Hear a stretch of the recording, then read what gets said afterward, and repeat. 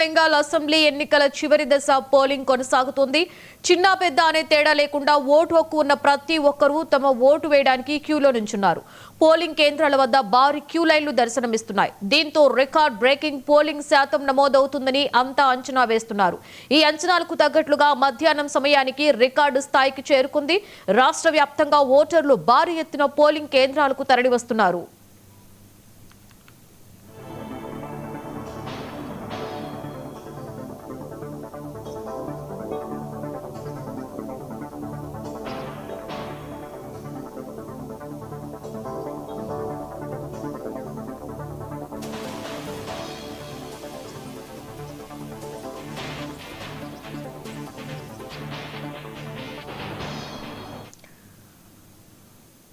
మధ్యాహ్నం 1 గంట వరకు 61.11% ఓటింగ్ నమోదైనట్లు ఎన్నికల అధికారులు వెల్లడించారు.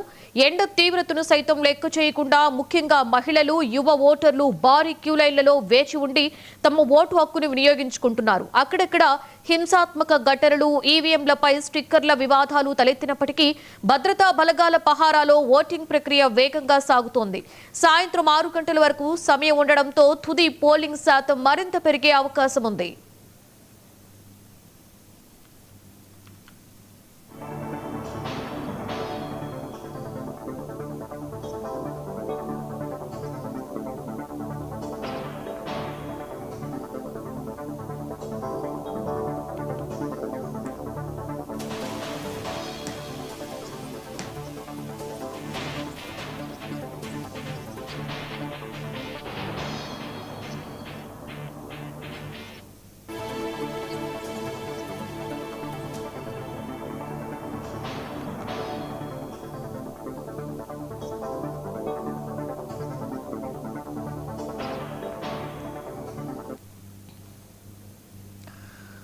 ఇదే అంశం మీద మరింత సమాచారాన్ని మా Delhi bureau chief Naveen live లో అందిస్తారు. నవీన్, చెప్పండి, పశ్చిమ బెంగాల్ అసెంబ్లీ ఎన్నికలు పోలింగ్ చివరి దశకు కొనసాగుతున్నట్లుంది.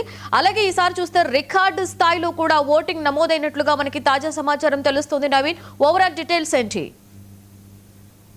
లక్ష్మి, అంటే మధ్యాహ్నం 1 గంట వరకు 61% ఓటింగ్ శాతం కూడా నమోదైనట్టు కొద్దిసేపటి క్రితమే ఎన్నికల అధికారి కూడా వెల్లడించినటువంటి పరిస్థితి కనిపిస్తుంది. అయితే ఉదయం 7 గంటలకి ప్రారంభమైనటువంటి ఈ యొక్క పోలింగ్ దాదాపు 142 స్థానాల్లో ఈ యొక్క ఎన్నిక కూడా జరుగుతుంది.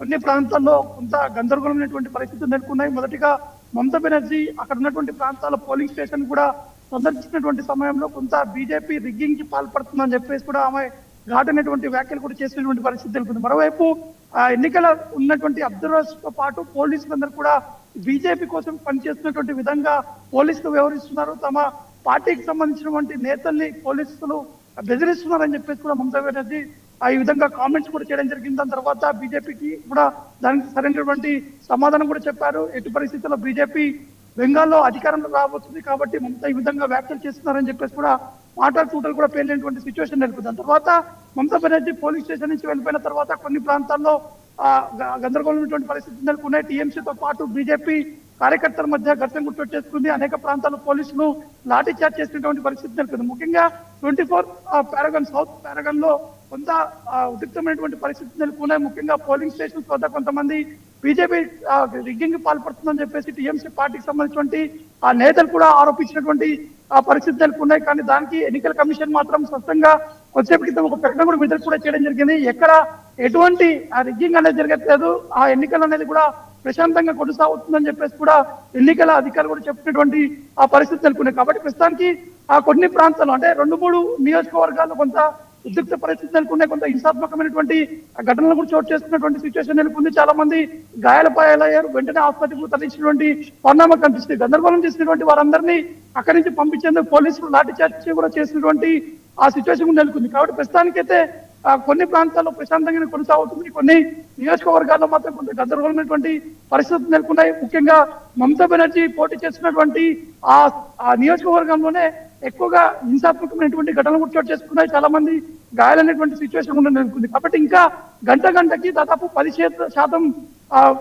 పైగానే ఈ యొక్క పోలింగ్ శాతం కూడా నమోదవుతున్నట్టు కూడా మనకి స్పష్టంగా అర్థమవుతుంది. అంటే మొదటి ఫేజ్ లో 152 స్థానాలకి పోలింగ్ జరిగింది. దాదాపు 90% పైగానే పోలింగ్ పర్సెంటేజ్ కూడా నమోదైంది. ఇది హ్యాట్రిక్ అని కూడా ఎన్నికల అధికారులు కూడా చెప్పడం జరుగుతుంది. ఎందుకంటే ఎప్పుడు లేని విధంగా బెంగాల్లో ఇంత పోలింగ్ శాతం నమోదు కావడం అనేది ఇది ఎన్నికల అధికారులు అక్కడ ఉన్నటువంటి ఓటర్ని చేపట్టినటువంటి కల్పించినటువంటి అవగాహన వల్లనే ఈ యొక్క ఓటింగ్ శాతం కూడా నమోదని చెప్పేసి ఎన్నికల అధికారులు కూడా చెప్పడం జరుగుతుంది. కాబట్టి ఇప్పటి వరకు 61% ఓటింగ్ కూడా నమోదైంది. అంటే 1 గంట వరకు రిలీజ్ అయినటువంటి బులెటిన్ ప్రకారం. కానీ సాయంత్రం 6 వరకు దాదాపు ఇది సెకండ్ ఫేజ్ కూడా 90% పైనే పర్సంటేజ్ కూడా పెరిగేటువంటి అవకాశం ఉన్నట్టు కూడా మనకి సమాచారం ఉంటుంది. Right, thank you Naveen.